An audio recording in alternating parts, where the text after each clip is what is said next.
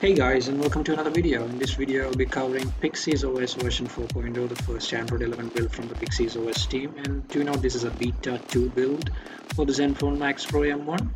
And I have changed the kernel from default to Smoky, and as you can see it's Android 11 Easter egg. And come on, without any further ado, we shall get into this review video.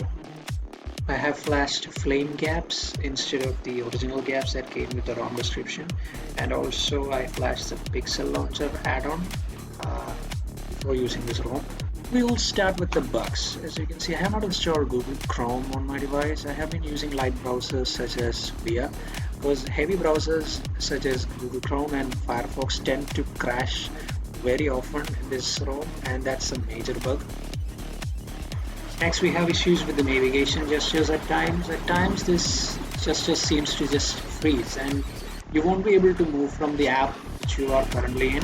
So you will have to manually go to settings from the pull down notification menu and then change to 3-button navigation to get out of this bug, or else you won't be able to use the system navigation buttons. Another major bug you have with this ROM is that Netflix doesn't launch.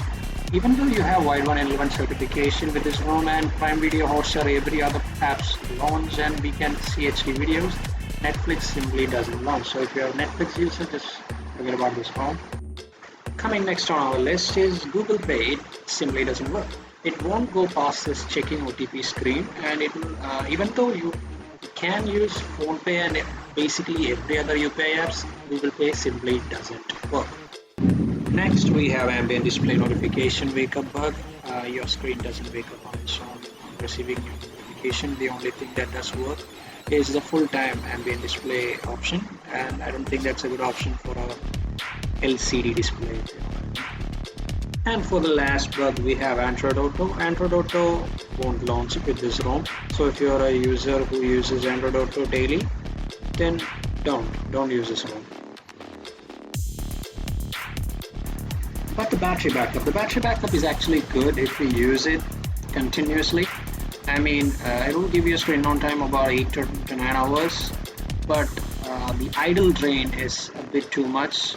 You lose it about 10 to 12% overnight, and yeah, that's a problem. If you use it continuously, it's not a problem, but idle drain, that's an issue.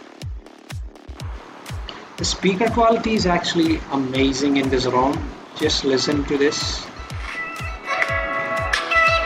The loudness is on point. There is no cracking of audio at high sounds, and even in headphones and Bluetooth audio, it's amazing. So if you're a person who listens to a lot of music, this is the ROM for you. Now, talking about Gcam Go is actually pre-installed with this ROM, as you can see, and I have also installed the Gcam by the DICE. Both are working perfectly fine, both the front and back camera, video, portrait, everything. Yeah. If we talk about the biometrics, as you can see, the fingerprint works just fine.